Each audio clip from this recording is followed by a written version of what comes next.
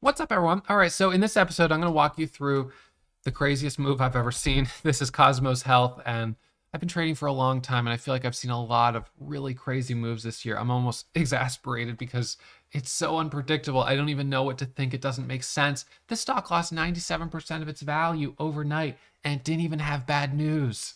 This doesn't make sense. This shouldn't happen. It feels like it's a failure in the market making system. It feels like there was a major oversight with some of the big broker dealers, and people were locked out. They weren't able to sell positions, and some people weren't able to buy positions either. And this shouldn't happen. I don't understand why exactly, but I'll walk you through as best as I can understand it right now what happened. And so this is a stock that does a reverse split. And usually a reverse split is a non-event. I mean, a traditional split or reverse split, stocks do splits all the time. It's just a trade of basically the number of shares and the price of the share. So like Apple doing a 7-to-1 split when it was trading at 700, that the day before it was trading at $700 a share, the next day it's trading at $100 a share. And if you were holding 1,000 shares at 700 a share on Apple, the day before the split, you owned $700,000 of Apple. So when you logged in the next morning and it's trading at $100 a share, you might have been like, "Oh my God, I've just lost, 80% of my value on the stock." But then what you would notice is that your actual average price is 100 a share. It's 1/7 of what it was before. And the number of shares you're holding have gone from 1,000 to 7,000. So share goes down by a multiple and the price, and the number of shares you're holding goes up by a multiple. That's in the case of a regular split. In the case of a reverse split, like with this stock, they did a 25-to-1 reverse split. So the stock was at like 25 cents the day before, and then the next day it's trading at that times 25, whatever it was. I don't know if it was exactly 25 cents, 30 cents, but basically the next day it would be trading at $8 a share. And if you had 1,000 share or 10,000 shares, for instance, at 25 cents, when you log in the next morning, you'd be like, "Whoa, it's at $8. I finally got a big winner." And then you would realize, wait a second, I'm only holding 1,000 shares. Where did all my other shares go? Because whatever the split is, your shares go down by that amount.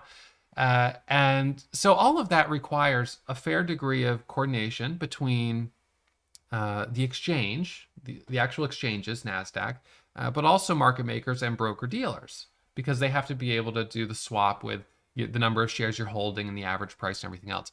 And that seems to be where there were some errors or oversights or whatever you'd call them in the case of Cosmos. So what happened was this is a stock that did a reverse split, and they did that because in order to maintain listing with NASDAQ or NYSE, New York Stock Exchange, your stock has to be at least $1 a share. And so if it goes below $1 a share, you get a delisting notice, and companies don't want to be delisted and knocked down to the OTC markets. And so short of just becoming more profitable and having their share price naturally go up, they can use a mechanism which is the reverse split. And so that's what they ended up doing. Now, they voted back on December 5th to do a split. However, what's interesting is that when they voted to do the split, this was on December 5th, they didn't announce when the split was going to take place. They just did a vote essentially asking if the board of directors could be authorized to amend the articles of incorporation to effect a reverse split of the company's outstanding stock. And the vote was yes. They had 37% of shareholders vote, which represented a quorum. And so they voted yes. And then that was it. Now, apparently, the day before yesterday, some traders noticed on NASDAQ that NASDAQ was reporting that this stock was going to the 25-to-1 split was going to go into effect on Friday. But that didn't coincide with a headline that I saw anywhere from the company saying, "Hey, tomorrow this split's taking effect." And there were a couple other changes that took place at the same time. They changed the name of the company from Cosmos Holdings to Cosmos Health, and they changed the QSIP number. So you might not have heard of a QSIP number. It's CUSIP. Some people might pronounce it CUSP, but QSIP number. And it's like a social security number for a stock. So every stock and bond has a COSM number. It's an identifying number. And this is very, very important on the back end because when you're trading, and you can see my actual trading log here from yesterday, this is the symbol and this is the COSM number. So every time you take a trade, it's coordinated there. And it's included. So this COSM number is the new COSM number. It ends in 305. That was, and we ended up seeing news that came out. This news headline was posted on our Warrior API at 11:06 a.m. It said that there was a vote at the December meeting for the 25-to-1 reverse split, right? And they changed their name from Cosmos Holdings to Cosmos Health to better reflect what they're doing. And they changed the COSM number. Okay, so this is where we kind of start to get into a little bit of a tangled web. The problem was some people logged in and they saw, holy moly, this stock is at $8 a share. But because the change had not been communicated across all the broker dealers, their shares were still showing the number of shares they were holding at the previous price. So it was still showing they were holding at like 30 cents a share, and it was still showing the same number of shares. So it looked like they were up 100 grand or 500 grand. And so naturally, some people started selling. They started selling. Now, this is going to be very confusing. I don't know how they're going to unwind this, but some people started selling. But of course, they ended up selling more shares than they would have actually owned post split. So what happened was people start selling. And market makers, as we know, market makers provide a lot of liquidity when stocks are range bound. A market maker sits on the bid and the ask, and they buy and sell. It's arbitrage. They buy from you when you want to sell, and then they sell to the next person who wants to buy, and they profit from the spread. So in a tight market, they're churning a ton of shares and they're making a lot of money. But when the markets get really volatile, their orders back off. They start pulling away. And this is all done with algorithmic high frequency trading. They pull away those orders. So while they create a lot of liquidity in a range-bound market, in a market that has a lot of volatility, they actually amplify volatility because as they pull away their orders, people that accumulated during high liquidity environments now have large positions that they're unable to unwind because there's not the liquidity to buy or sell into. And so you start getting these really big swings, and that's what we had happen. All of a sudden, the stock goes from $8 down to a low of $460 right here, or $375. It comes back up, and the next morning it drops on 600,000 shares from $6 to 23 cents. Now, for people that sold at 23 or 30 cents, they're like, well, I just sold basically at what I was in at. No, not actually. That was because they were still trading based on believing that they had shares at the pre-split share size and the pre-split price, not the post-split share price and post-split size. So what ends up happening is the stock starts to rally back up here. And so when I logged in I don't know what time it was, but I logged in and it was already starting to squeeze back up. And this is kind of what I saw. I was like, okay, we've got a reverse split and the stock dropped. This seems like an anomaly. This doesn't seem right. But at the same time, the market can be irrational longer than we can remain solvent. So just because it doesn't seem right, I don't want to think that I know everything. So I just started trading it cautiously. And some people were saying, hey, by the way, over at TD Ameritrade, if you buy it, you can't sell. And I was like, okay, well, I'm on Lightspeed, and that's actually, knock on wood, it's never been a problem at Lightspeed. So I'm starting to trade it on Lightspeed. And I didn't know at the time, but I'm trading on the COSM number that ends in 305. So that was the new COSM number. But what people were saying, and immediately TD Ameritrade was getting blown up on social media because TD Ameritrade they're a huge broker. And so of course, so many traders are using TD Ameritrade. And so people start saying, all of a sudden they're like, some clients may be experiencing delays in receiving notifications. Please avoid duplicate orders. There was an earlier issue with Cosmos today due to a split. Corrections have now been made to allow for trading. but that was only sort of the case. They said there was a split, so this is the same thing they were saying. So what ended up happening was that because of the change in the CUSIP number, TD Ameritrade was saying that they wouldn't let you sell your pre-split shares. So some people, and so some people, what they did when they logged in on Friday is they're like, oh my gosh, I'm down, because they knew that they were in and they knew there was a reverse split. So they're like, I know I'm in at $8 and this thing's at $1 a share. I need to add to my position, right? So they start adding to their position, but they're buying the new CUSIP. They're buying on the 305, not on the 306. So they're not actually reducing their average. They really have like two separate positions, which is crazy. This should never happen. So now people are adding to their position, and then they go to sell it, and the sell button's not working, right? So the sell button's gone.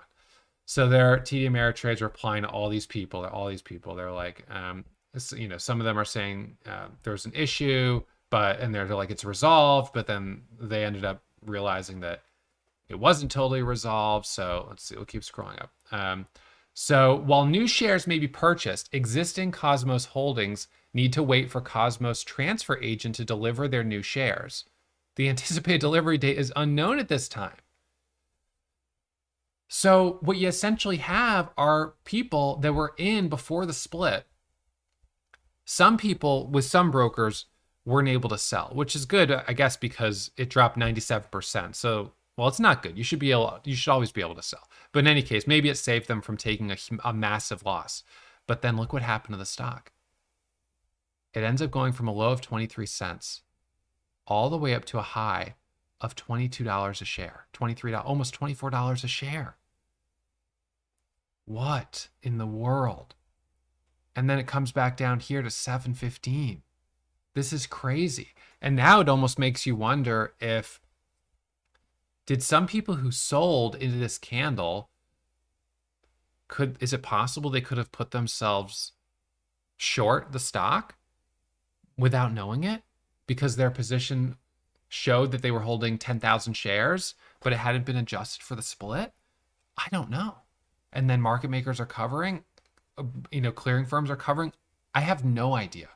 I don't know. I'm only speculating, but this clearly shows how important it is when a reverse split is done, that there's certain steps to make sure that the broker dealers are aware of it, market makers are aware of it, the exchange is of course aware of it, and same goes for changing a CUSIP number, because what you almost have happening on this are like two buckets of shares.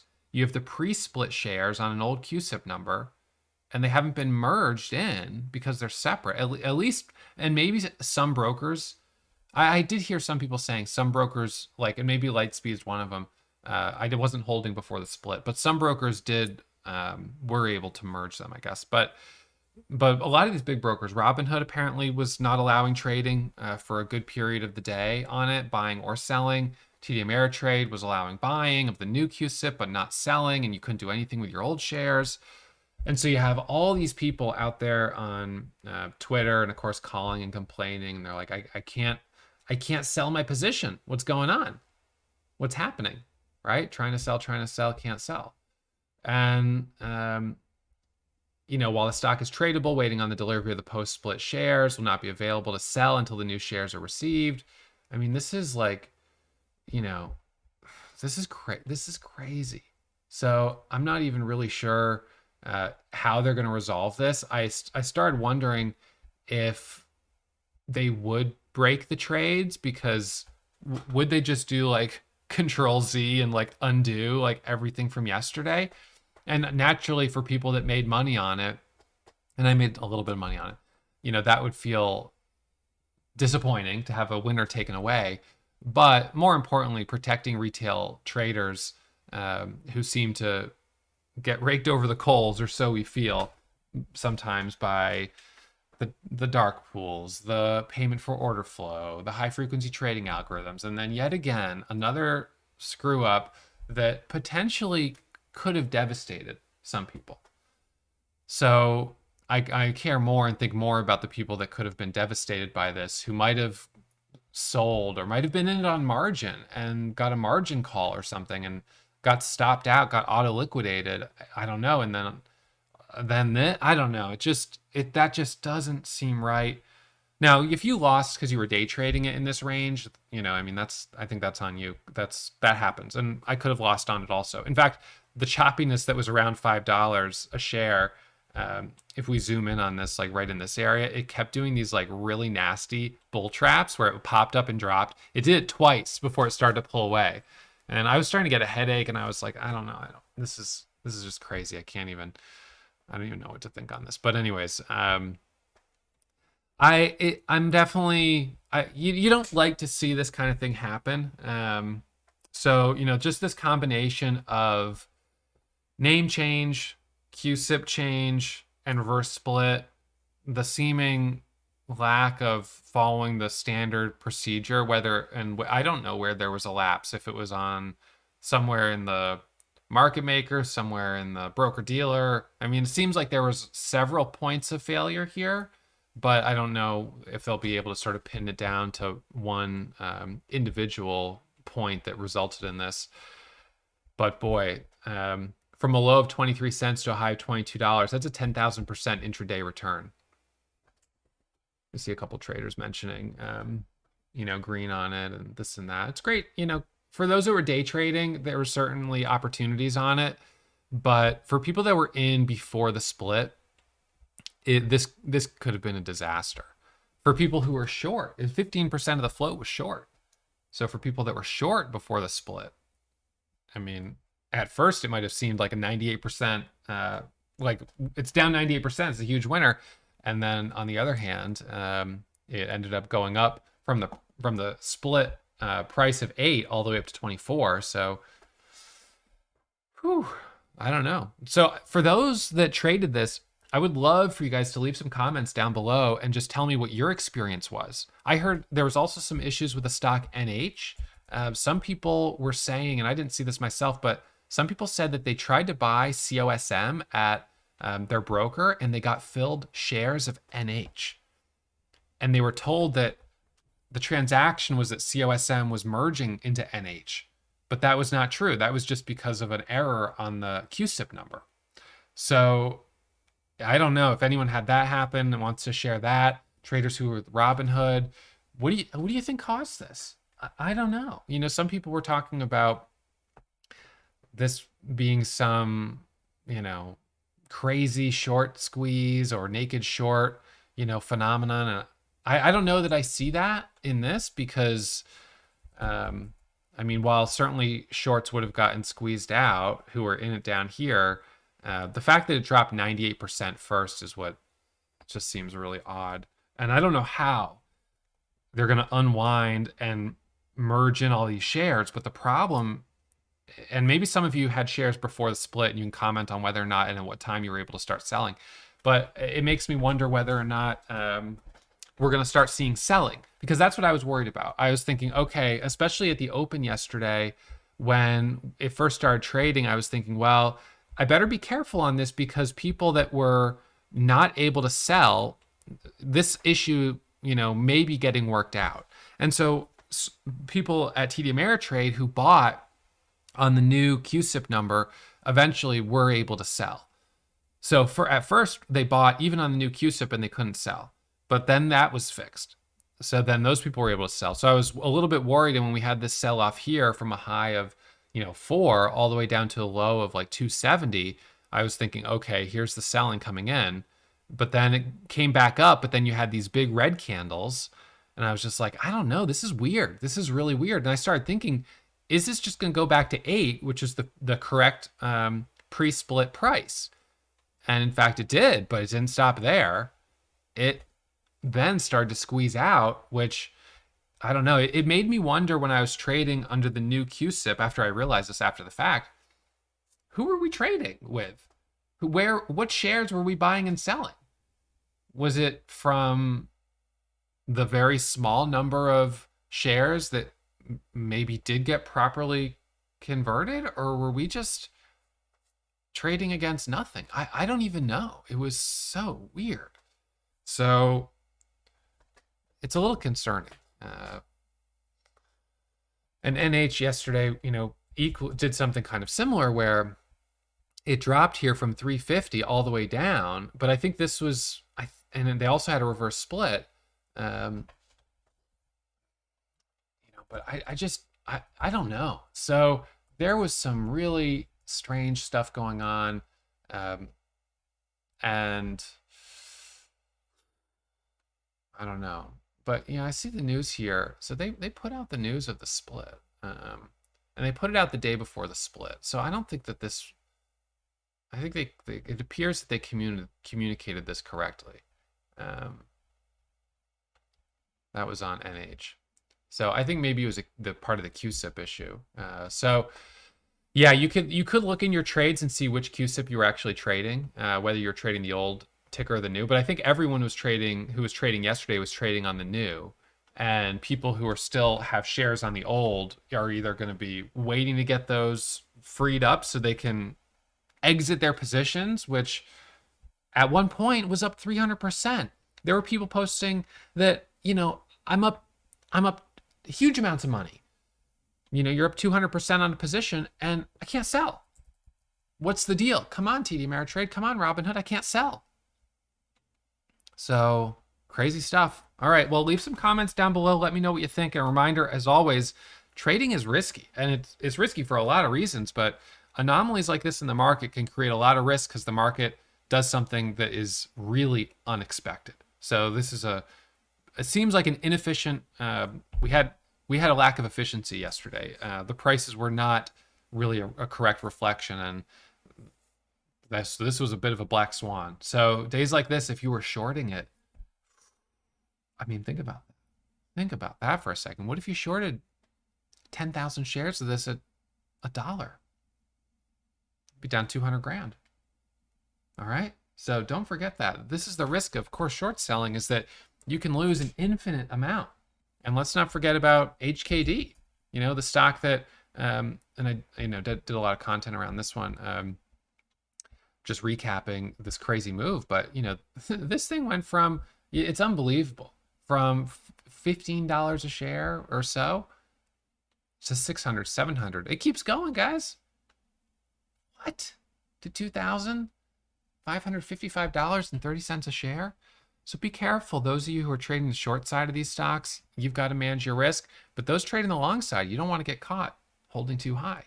So this all comes back to managing risk. We actually had a great session with Ted and Diane yesterday. They do the trading psychology at Warrior because we know how much of trading is, a head game. How much of it is up here. So we had a great session with them on Friday, the Friday 1 p.m. FOMO Friday sessions that they do.